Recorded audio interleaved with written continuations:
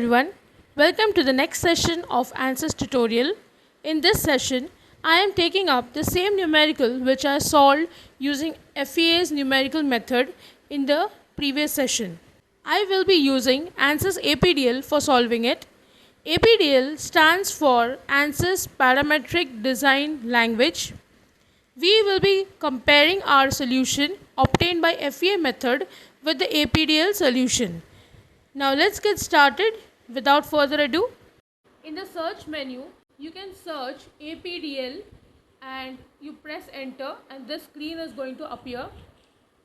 I will first go to preferences. I'll click on structural, OK.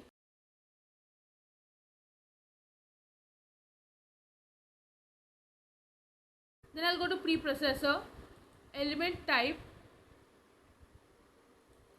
I'll click here, add, edit, delete. I'll go to add. I'll click on solid and the first option quad 4 node 182 is what I'm going to select. OK. Then I'll go to options.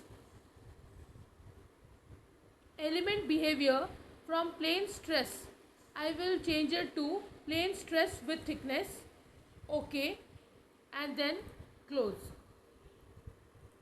Next I'll go to real constants, add, delete, edit. I'll go to add. This is the one which I'm going to add. OK. It will ask me for the thickness. If you look at the problem, the value of thickness is given as 1 centimeter. So this is 10 mm. The numerical that we are solving is in mm. So I'll click here OK and close. Next I'll go to material properties, material models. I'll choose structural, linear, elastic, isotropic because this is the property that we are using. We are solving a linear type of numerical. We are solving something which is isotropic, which means the properties will remain same in all the direction. Then I'll go to EX, the value of EX in the numerical, which is Young's modulus in the X direction or in any direction for that matter, is given as 200 gigapascal. I'll convert it into Newton per mm square, so it will be 2E5, 2 into 10 raised to 5 Newton per mm square. This is Poisson's ratio in the xy plane. This value is given to me in the question as 0.3. Okay. So this is done. Next, I'll go to modeling, create key points. In active CS, I'll go for key point number. Now if you look at the numerical, there are 3 nodes, so I'll have 3 key point numbers. I'll start with the first one. The coordinate is what I'm supposed to write here. If you read, it is written location in active CS. CS means coordinate system. So its location is what I'm going to write here. X and Y are the 2 coordinates which are known to me. So I am going to write this value as 0 and minus 40 because that is my first nodal coordinate. I will click on apply. This screen appears again. I can make changes. So I'll write here key point number is 2 and for the second node the coordinate is given as 55 0. So I'll write here 55 0, apply.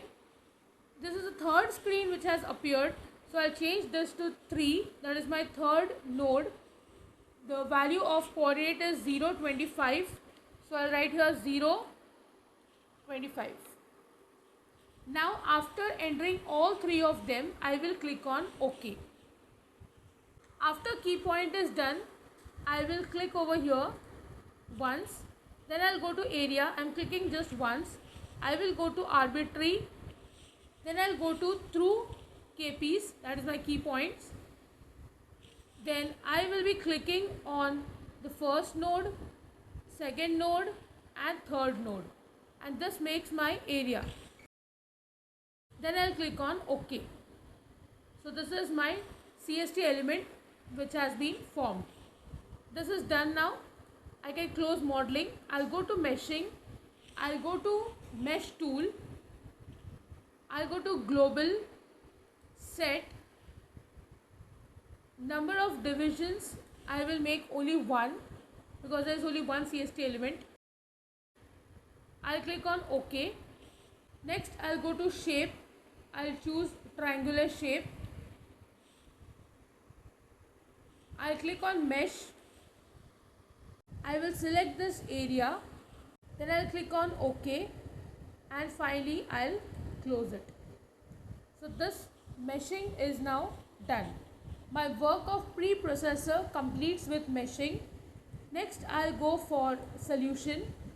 Now I need to apply the loads on the body. Now for applying load, I went to define loads, apply. I'll go to structural. Now when you look at the question, the value of displacement is what is given to me. So I will click on displacement. I'll click on node because that is the value which is given to me. Now I'll click on the node on which I want to apply the displacement. So I will start with the first node. OK. Here I will click on UX because for the first node you can see U1, V1 values are given. U1 is UX here. You can see the value is 1 for both of them. So either you can choose both of them together like UX and UY. I just clicked on it, no other buttons. It's a left click of my mouse. Or if you want, you can choose one, write the value, come back and again fill up for UY. Now I'm not doing that because the value is the same. So I'll just write down 1 and I'll click on OK. Then I'll go to the second node. I'll go to nodes again. I'll click on nodes. I'll go to second node. OK. I'll click on UX only and the value of UX is 0.5. OK. I'll go to on node again. I'll click on this node. OK. I'll go to UY. This value is 0. OK. So this is done for the second node. Again I'll click on node. I'll go to the third node. I'll click on OK. The value of UX is 2. OK. I'll go to on node. Select this key point. OK. UY value is given to me as 1. OK. So I'm done with applying of all the displacement that is given to me in the question. Then I'll go to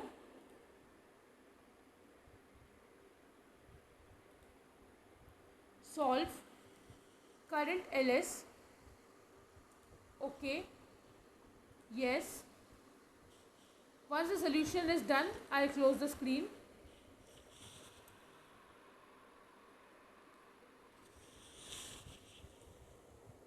This is done. Next I'll go to general post processing. I'll go to plot results, contour plot. I'll first go for nodal solution, degree of freedom solution, displacement vector sum. OK. You can see over here, I can see the displacement of the nodes.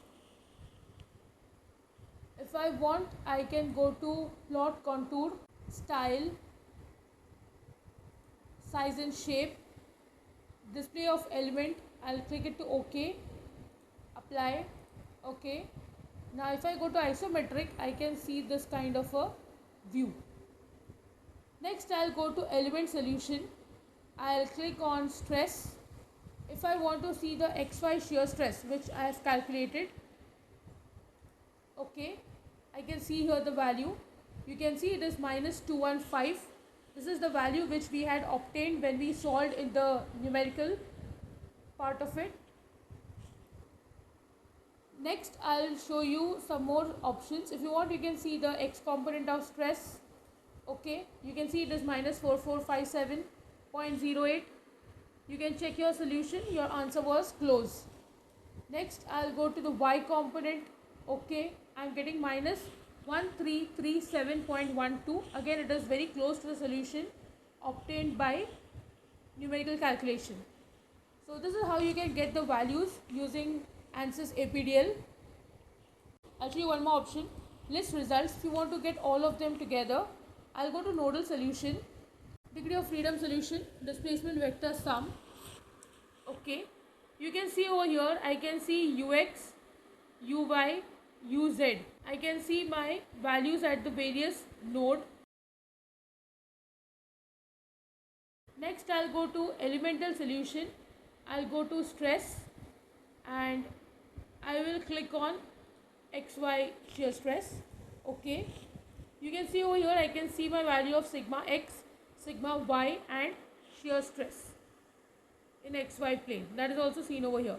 So all the values can be seen together in the listed format. I hope you have understood how to solve the numerical by using numerical method of FEA and how do you compare the solution using ANSYS software. You can observe that the answers that I have obtained by both the method are very close, which means that the solution which I obtained by ANSYS is correct. And also if I want to check the solution by numerical method, I can solve it on ANSYS and also compare it in the other way round. So this is how the solutions are compared. I'll see you in the next session. Thank you.